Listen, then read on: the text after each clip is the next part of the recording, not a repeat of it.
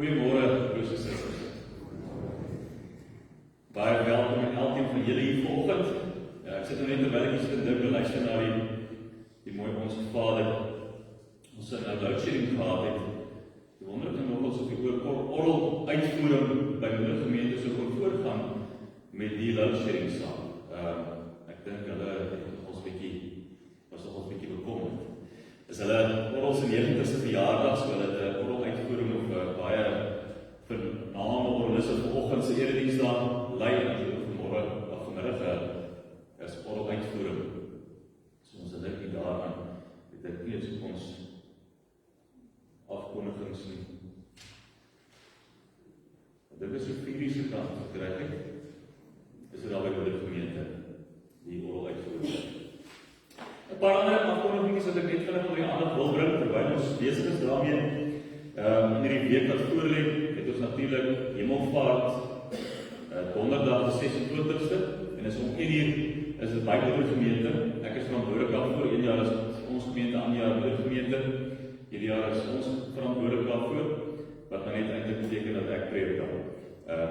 So jy is welkom om 1 uur almal so toe te kom. Ons het juist daar, sodat dit lekker sentraal kan wees, mense sommer van die werk af kan wegloop so toe, en ons so veel as moontlik mense ook by die diens kan betrek, so maak gerus gebruik daarvan.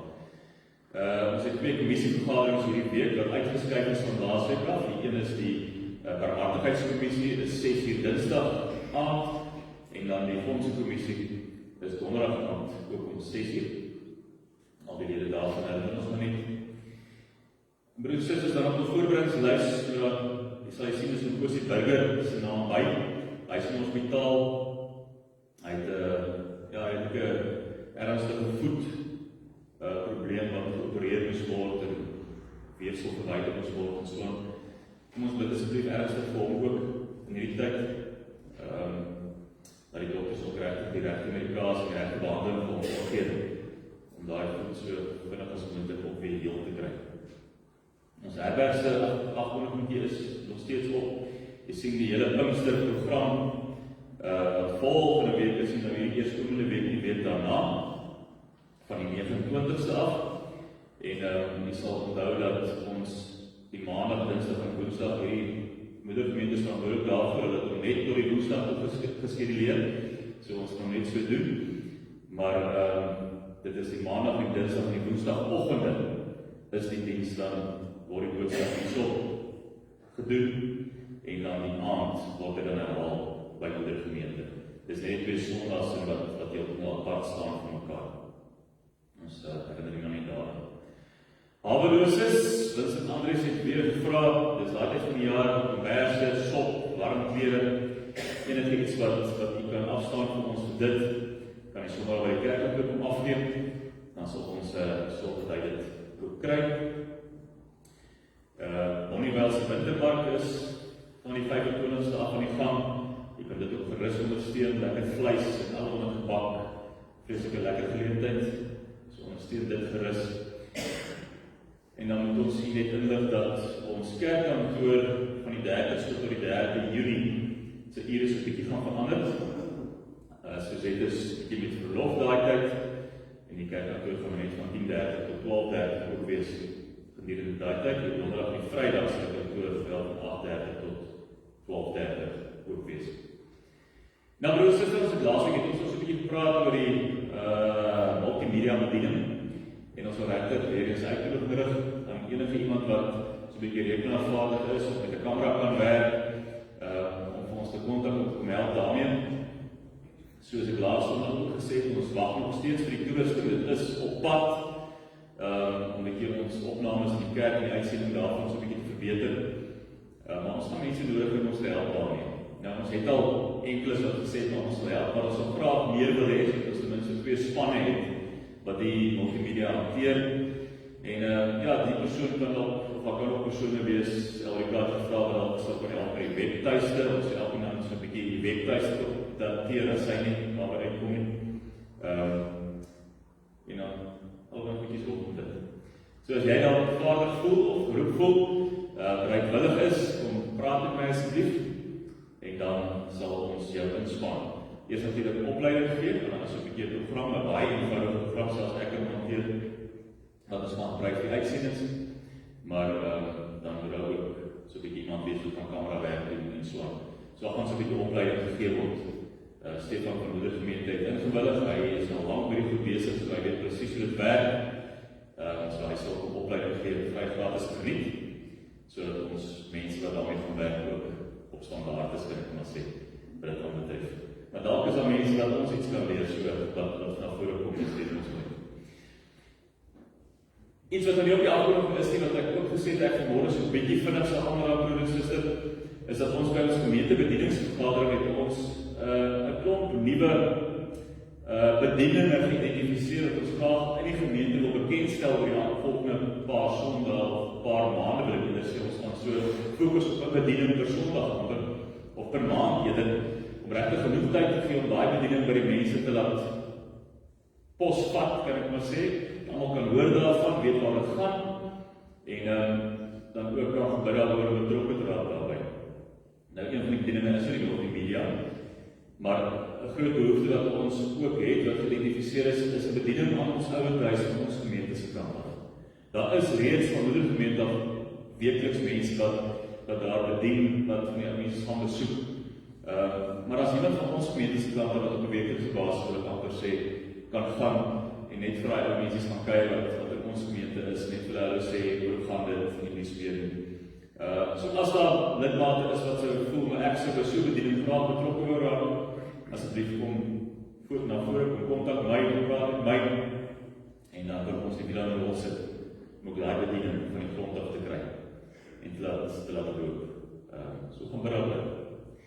Ek vra dat ons stil word. Die Here is so goed vir ons. Hy is 'n almagtige God, hy is 'n wonderlike God, hy is 'n God, want ons is uit die teenwoordigheid kom, ons amper soos Moses, soos ons geleer het in die tyd wat verby is ook, ons eintlik op ons knie moet neerval vir God en ons gesig moet wegsteek, want ons het nie sy teenwoordigheid mag wees nie ander. En ek en jy is gelukkig, want Here Jesus Christus het vir ons die voorreg gegee deur sy kruisdood, deur sy opstanding, om wel dat God se teenwoordigheid en mag wees. Die voorhang is geskeur. Daai skeiding wat daar was is weggeneem. Daarom moet ek en jy vanoggend met vrymoedigheid voor ons koning gaan buig, gaan stil word vir hom en vra dat hy vanmôre deur hierdie diens homself sal verheerlik, maar ook vir my en vir jou sal aanraak, sal leer, sal toerus om sy goeie spirit te kan doen. Daarom gee ek my geleentheid vir stil gebed.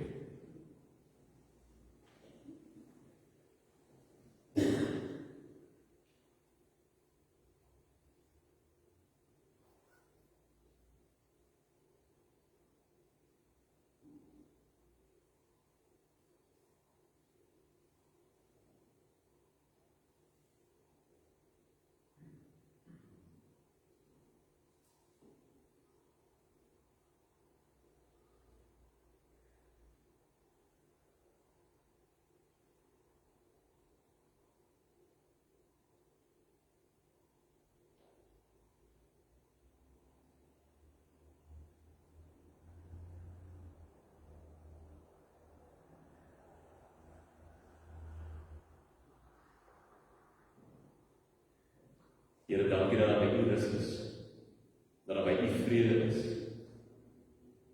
Dankie dat ons altyd wanneer ons in teenwoordigheid is, koning U liefde kan ervaar.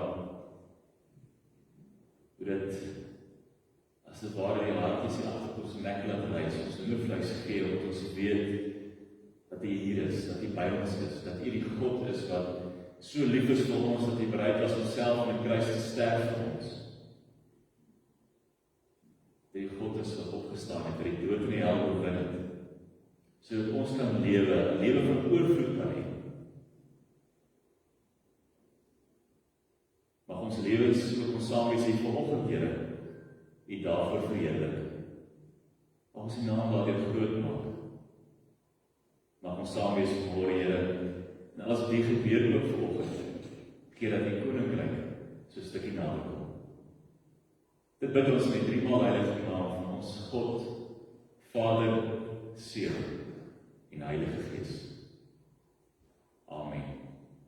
Geliefdes Here, wil elke kom groet ook vanmôre met sy genade, wat hy Jesus in ons bewys het.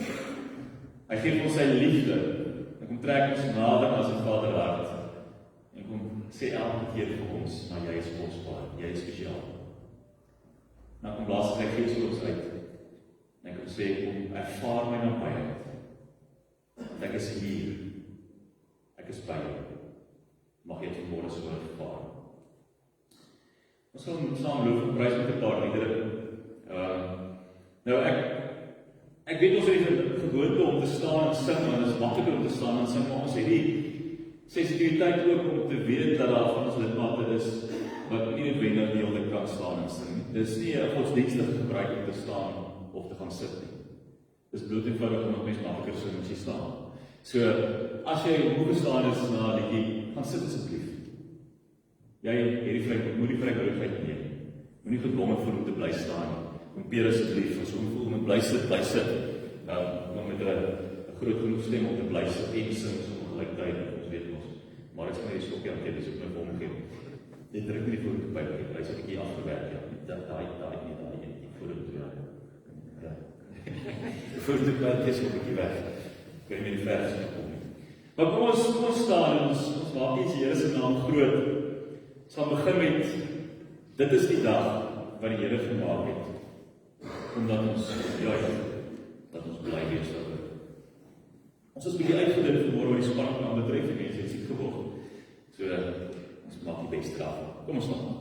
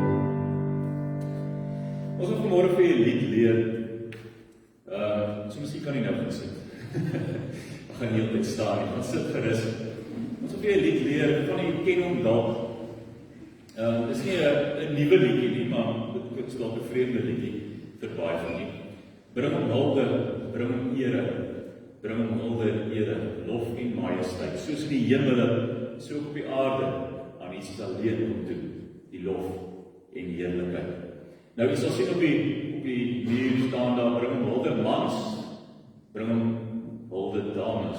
Nou wat die gebeur is, ons as manne begin, so ons sing bring hom hulde, dan echo die dames, dood eenvoudig bring hom hulde. Sing die mans, bring hom ere, dan echo die dames, bring hom ere. Dan bring hom hulde, ere, lof en majesteit, allemaal, dan weer die mans soos in die hemele, echo die dames soos in die hemele, ook op die aarde, die mans, op die aarde, dames, allemaal van Jesus alleen kom toe, die eer en die heerlikheid. Ek sing die mansdeel, Dorita sing die damesdeel, so mans sing saam met my, dames sing saam met daar, en as allemaal saam sing, of altyd saam sing, sing allemaal saam. Ok, so kom ons probeer om, eens kyk hoe gaan hy. Wonderlijke lied hierdie was die Here se naam, net groot maak, net loof en prys.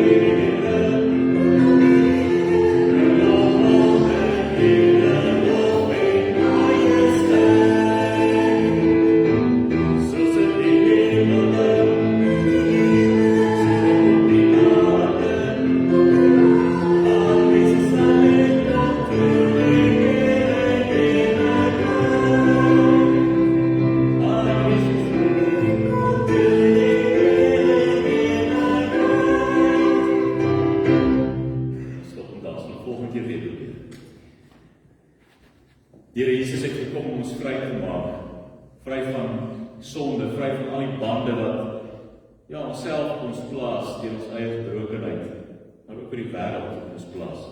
Hy maak ons ook winnaars, deur sy bloed, deur sy gees, deur wat hy vir ons gedoen het, deur sy verlossing. Kom ons sing vry, ons is vry.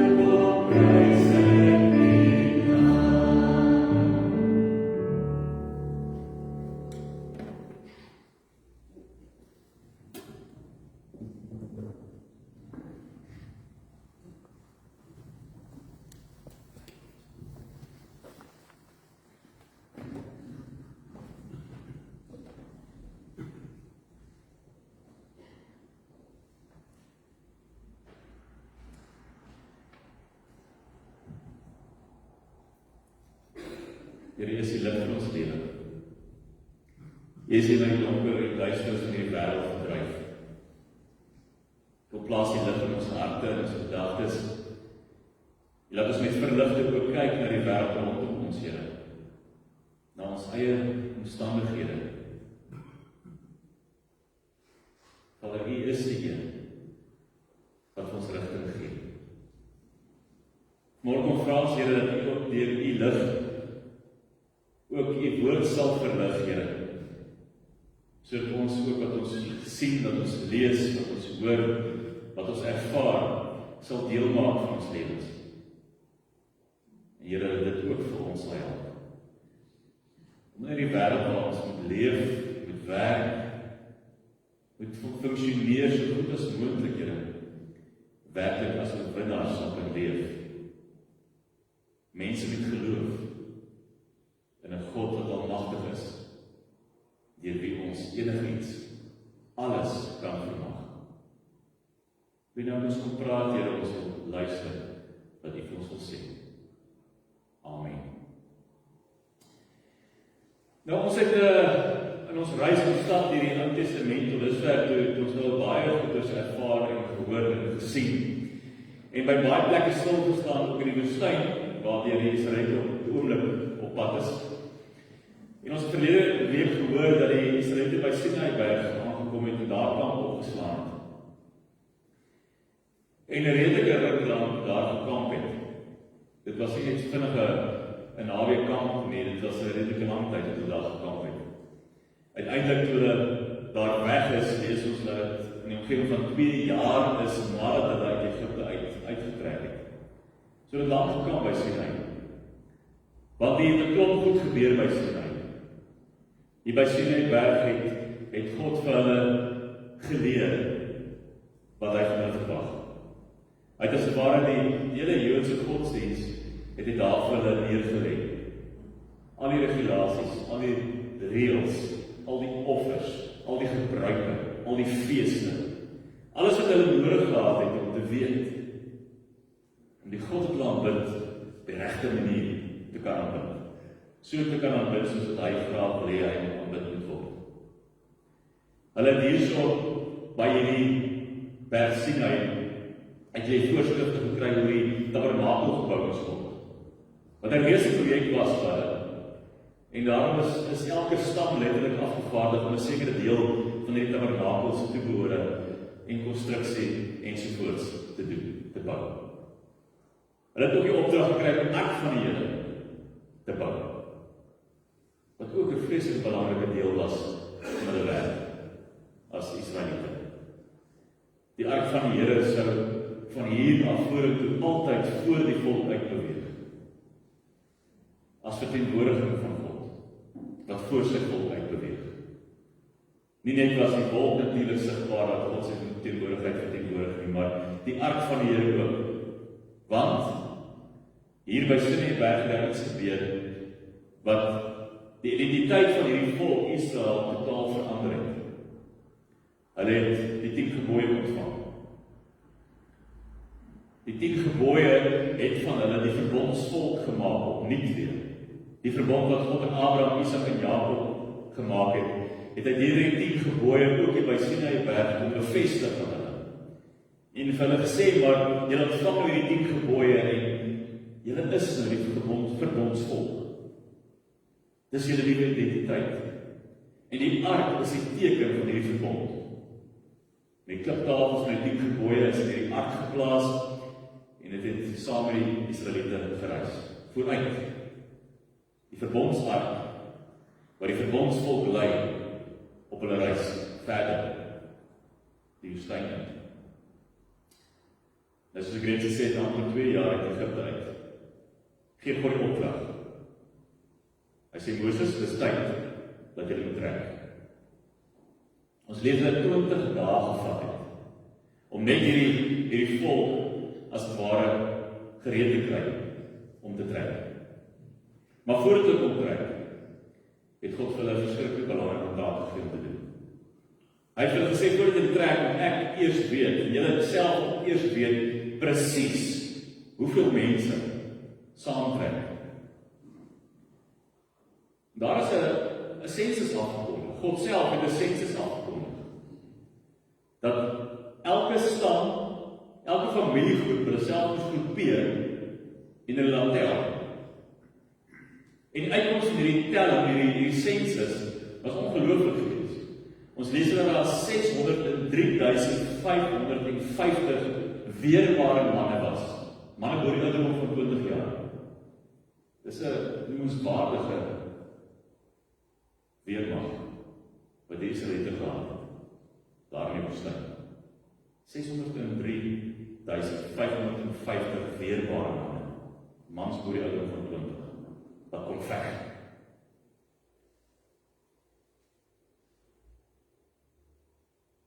Nou moet ons mooi dink oor hoeveel vrouens en kinders ook nog nie bygevoeg kan word. Nou beraming sê dat tussen 2,5 en 3 miljoen mense opgestaan. Tussen 2,5 en 3 miljoen mense wat van Sinaï berg af is oppak en verder trek na die beloofde land toe. 20 dae het dit gevat om alles te organiseer. En God het vir hulle presies gesê. Hy het vir hulle presies dit uitgestip hoe hulle moet trek. Dit was nie sommer net kom ons pak op en kom ons trek en as hierdie massa mense wat ongeorganiseerd met al hulle toerusting en besittings die woestyn vaar nie. Nee, God het hulle presies georganiseer soos mense 'n weermag sou organiseer, soos mense weermag sou organiseer wat op pad is na 'n doelwit toe. In peloton verband wil ek amper sê, het God hierdie Israeliete georganiseer in hulle familiegroepe, in hulle stamme, presies wat stam moet voorloop, hoe die stamme moet hulle self organiseer. En natuurlik ook as hulle in die kamp opstaan, is hulle presies georganiseer rondom die tabernakel, die tent van ontmoeting, soos wat mense daar trek, soos wanneer 'n bataljon so daar trek. Miskien is daar spesifieke rede daarvoor geweest. So later wel hoor. Maar ons het ons nou al gehoor dat hierdie volk, hierdie Israeliete, nie maklik tevrede gestel word nie. Onthou nou, hulle het al vir God beleef in verskeie plekke, op verskeie maniere, van hulle uit Egipte uit weg is. God was getrou geweest. Hy het die Egiptenare uitgedelg in die Rooi See. Hy het vir hulle water gegee wanneer hulle dors was. Hy het vir hulle kos gegee wanneer hulle honger geword het. Hy was sigbaar in die wolk en in die vuurkolom. Hy was hoorbaar daar waar hy by Sinaï berg met die volk gepraat het, dat die aarde gebewe het, na weerligstrale en donderweer en allerlei goed gebeur het. Soos 'n verspiedende berg het daai Sinaï berg gelyk. Maar nie lang na hulle begin trek het. Toe gebeur daar maar weer die oude. Ons is honger. Ons kan net van die manne alleen leef. Ons is dik uitgeëet vir die manne. Ons lees dat God kwaad geword het hieroor. Hy was eintlik diep seer gemaak, diep teleurgestel in sy volk. Maar hy gee dit toe. Hy laat hulle wind in 'n waai van die see se kant af. En 'n groot swerm kwartels word oor die kamp gewaai en dit val rondom die kamp. Ons lees dat hierdie mense, elke een omtrent soos 50 houers vol kwartels opgetel het. Genoeg om vir 'n maand lank van vleis te voorsien.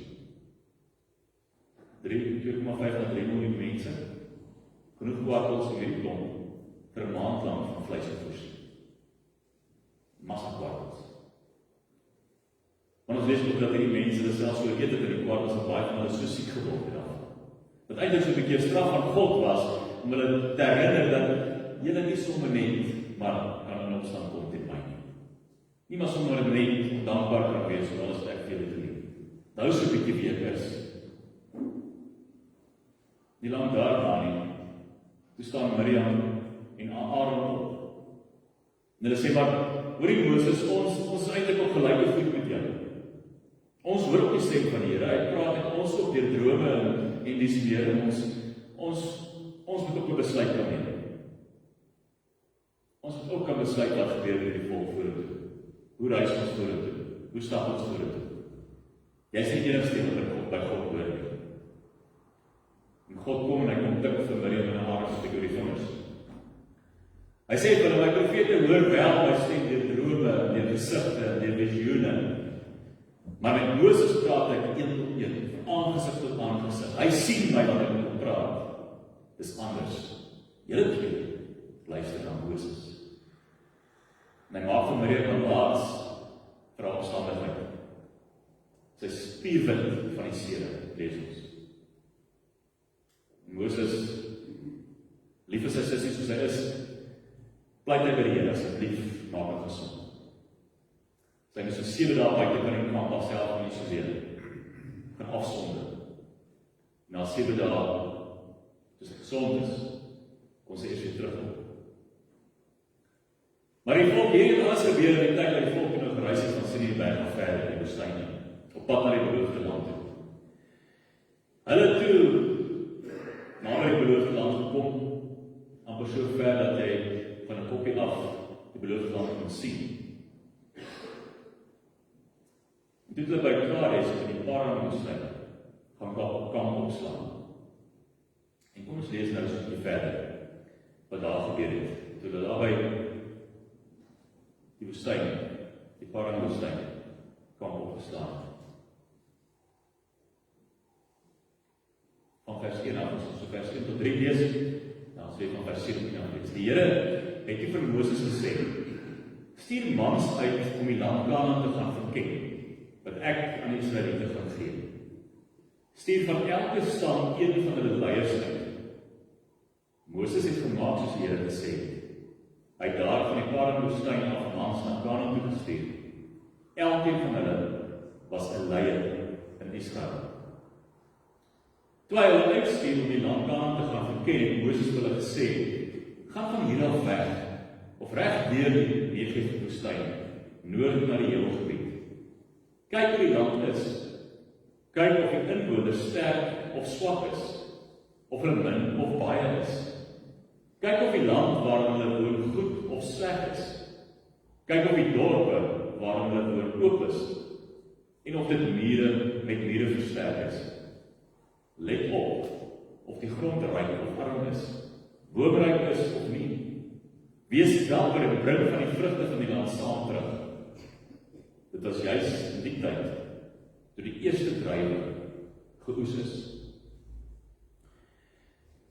Nou, net so vinnig 'n beeld te gee van waar hulle was, dis die pad omtrent dat hulle moes stap hierdie verspieders, die spioene, wat Moses uitgestuur het. 'n redelike eind wat hulle moes toe deur die beloofde land as spioene, ongesien in 'n sekere opsig. Mense mag nie weet wie hulle is nie. Moet skerp wees, moet maar wegkry, moet slaap in die bos, in die veld. Hulle moet genoeg tyd gee vir hulle self om elke stad waar hulle kom oordentlik te kan bespied. Natuurlik het hulle seker nie 'n pen en papier gehad waar hulle notas kon maak nie, maar hulle is baie mooi onthou presies wat hulle sien. En soos hulle verder gereis het deur die beloofde land, moes hulle van die produkte van die beloofde land, die vrugte en goed bymekaar maak. Hierdie hele tog, tot al langs die lyn van Galilea, of die meer van Galilea leder, en terug by die Paran-woestyn, het hulle 40 dae gehad. 40 dae wat hulle hierdie land verspied het, en inligting bymekaar gemaak het. So het hulle mooi aan Moses vertel, wat presies hulle gesien het. Nou kom ons lees verder, wat gebeur na die 40 dae, so op verslag lewer, in Numeri 13, vers 27 tot 33. Die mans het aan Moses rapporteer, ons het na die land gaan kyk waarin jy ons gestuur het. Dis 'n baie vrugbare land. Hier is ons sy vrugte. Die mense wat in die land woon is egter baie sterk. Hulle het groot stede met verdedigingsmure. Ons het ook Enak se nageslag daar gesien. Die Amalekiete bly in die Negev-woestyn. Die Hetiete, Jebusiete en Amoriete bly in die Hemelgebied. Die Kanaaniete woon langs die Middellandse See en in die Jordaanvallei. Caleb het egter die volk probeer geruststel. Hy het gesê, laat ons optrek en die land gaan oorneem. Ons is daartoe in staat. Die ander mans wat saam met hom gegaan het egter gesê, ons durf nie teen hulle optrek nie. Hulle is sterker as ons. Hulle het ook gerig begin versprei oor die land wat hulle gaan verken het. Die land waarna ons gaan kyk het, is 'n land wat sy inwoners opeis. Letterlike vertaling kan amper sê hulle word opgeëet deur hierdie land. Dit is 'n moeilike land, dit is nie 'n lekker land nie. Dit is 'n gevaarlike land. Hy vreet sommer jou op.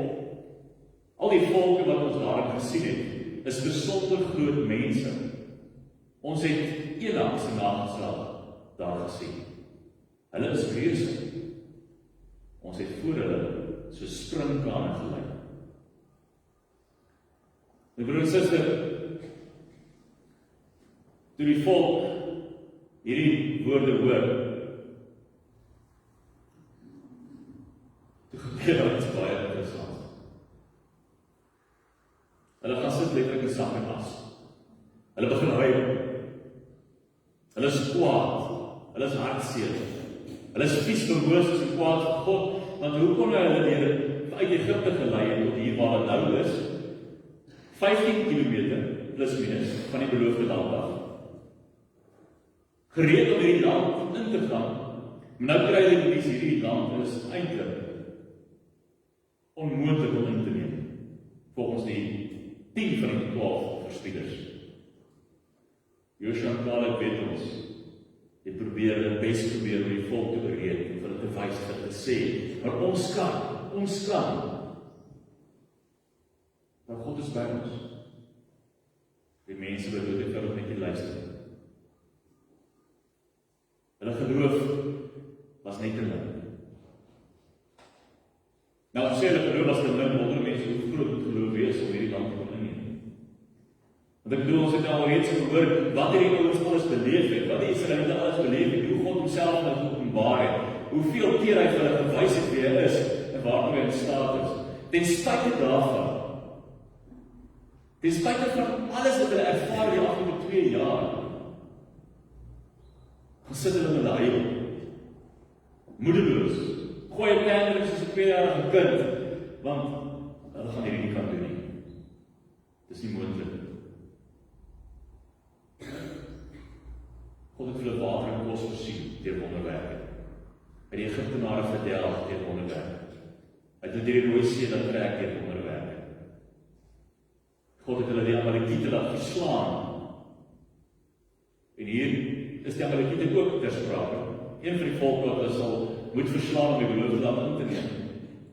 Maar hulle vergeet dat God gesê het, Amalek sal nooit kan staan en bly teen my volk nie.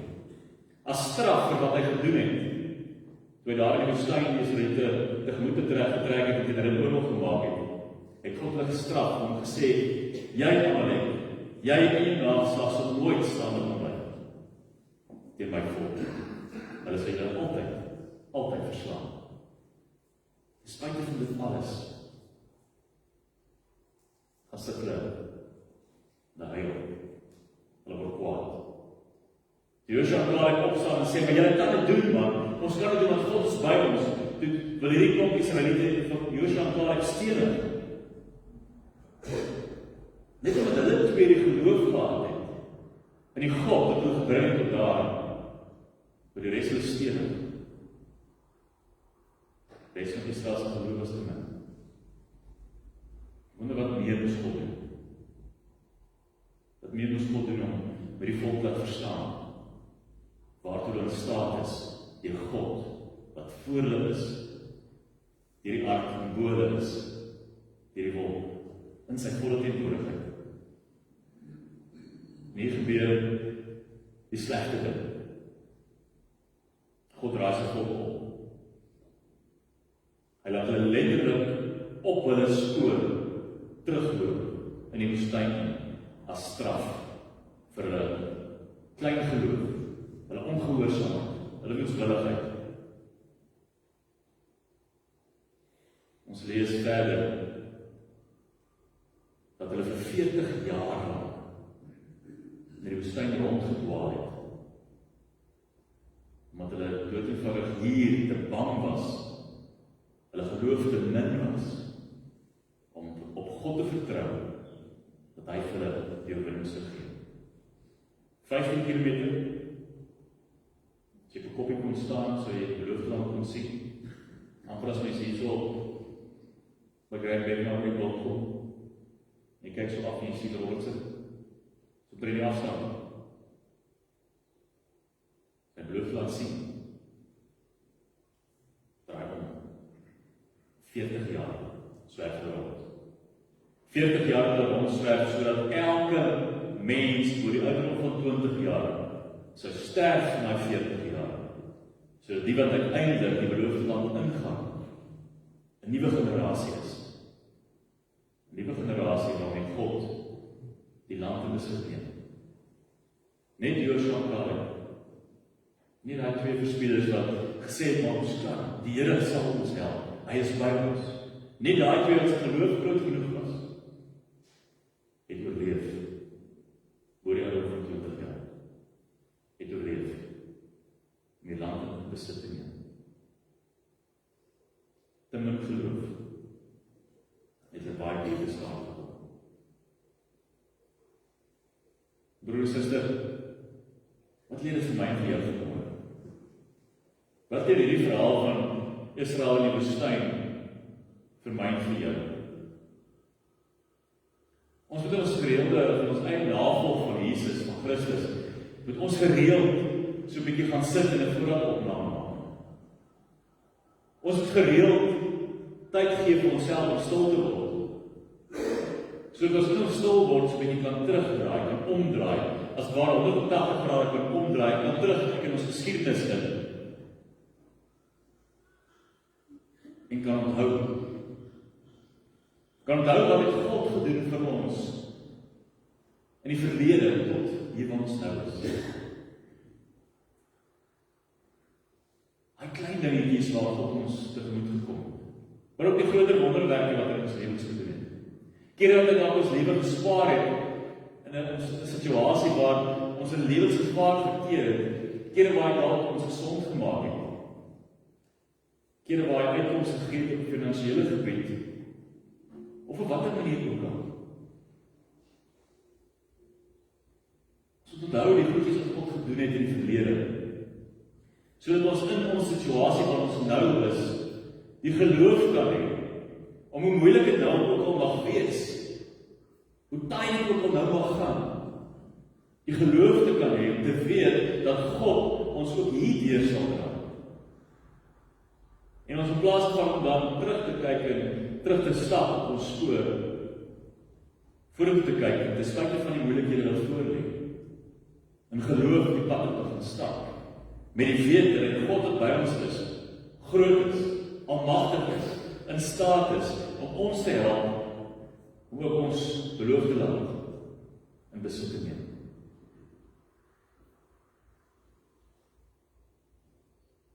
Ons kyk baie keer met te min geloof en ons druk in sy vas. Kyk jy dit vanuit ongeloof, dat dit vir ons lê. God vra, kom word stil, kom kyk terug, sodat jy juis met geloof en vertroue, sonder om te huiwer, die hindernisse kan aandurf, die struikelblokke kan aanpak, vaste vertroue, geloof, dat God weer uit ons sal gee. Jesus het gesê, as jy maar die geloof van 'n mosterdsaadjie gehad het, mosterdsaadjie wat maar 'n klein spikkeltjie is, hoe min is te min geloof dan? Baie geloof moet ek en jy hê. Om vir die berg te kan sê, lig jouself op en gegooi op die skryf baie nie sien. Jesus sê, mosterdsaadjies geloof is nodig. Al wat nodig is, broer en suster, is dat ek en jy onthou, daai een keer onthou, wat God ons uitgehelp het. Daarom vashou en vir onsself sê, Here, ek weet dit, my daai omstandighede het my gehelp, ek weet nie sonder. Dan dood eenvoudig, in plaas van om te gaan staan en te kyk na wat voor jou lê, wonder wie jy daaroor gaan kom. En geloof het te gee, en geloof het te gaan stap, na dit toe, wat vir jou hindernis is, 'n struikelblok is. Al is dit reus, enigste mense, Amalekite wat jy al reeds verslaan het in die verlede, wat nou eers weer omgedraai het in jou lewe. Maak is dat wat dit is nie. Ons het genoeg bewys. Genoeg bewys. Om genoeg te geloof te hê. Om genoeg te vertrou. Ons God, ons elke keer sal deurdra. En ons oorwinning sal gee. Hy maak ons meer as oorwinnaars. Dis wat Jesus sê. Hy maak ons meer as oorwinnaars. Want ons hom liefhet. En 'n verhouding met hom staan. Daarom moet iets soos te min geloof moet eers in ons gedagtes opkom nie. Maar ons nooit soos iets te gaan maak nie. Dit is altyd maar so maak en sê, ek het so min geloof soos 'n mosterdsaad. Maar volgens Jesus is dit genoeg. En begin staan in die rigting waar God my stuur, want hy sê, ek moet gaan. Hoe vraag jy oor sluit vir die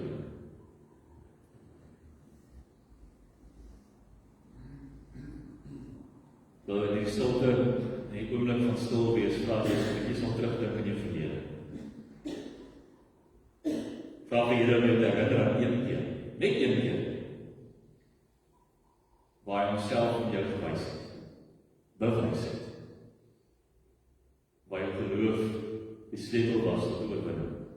Al is dit klein, maak nie saak nie. Vra om jou te herinner aan daai een keer.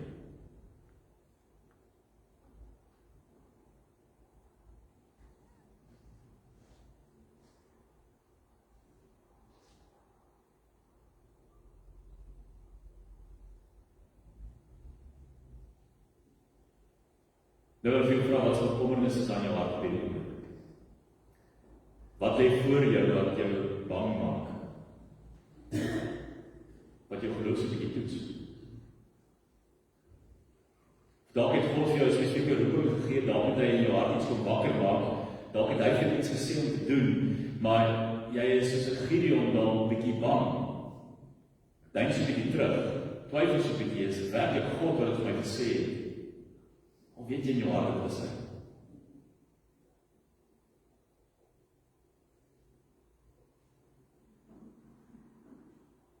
Jy het geleentheid gegee om nou met die Here daaroor te praat en om te sê, Here, op grond van wat jy al reeds in die verlede vir my gedoen het, gee ek die eerste tree in geloof vanmôre. En ek vat hierdie vyand aan in geloof. Ek gehoorsaam aan opdrag en ek gee die eerste tree in geloof. Ek staan dit teen in geloof dat my vreugde wil steel. Praat met die Here daaroor.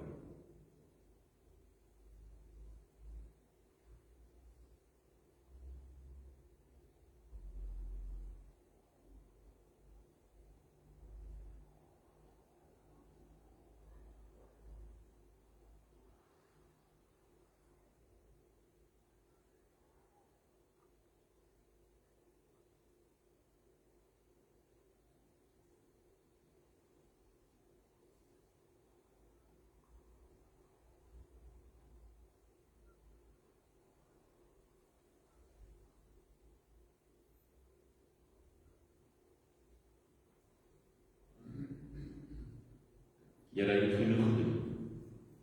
Meer as genoeg vir ons om geloof in U te hê. Daar word geen twyfel by ons te wees nie, Here, dat ons enigiets kan verwag deur U wat vir ons die krag gee. Maar ons is mense, Vader, mense wat baie maklik net wat ons sien en hoor bang word vir iets wat onbekend is of voor ons lê. Baie maklik geïntimideerd voel deur iets wat groter as onsself lyk of voel. Dankie dat U dit verstaan, dat U ons ken, ons harte ken, ons wese ken.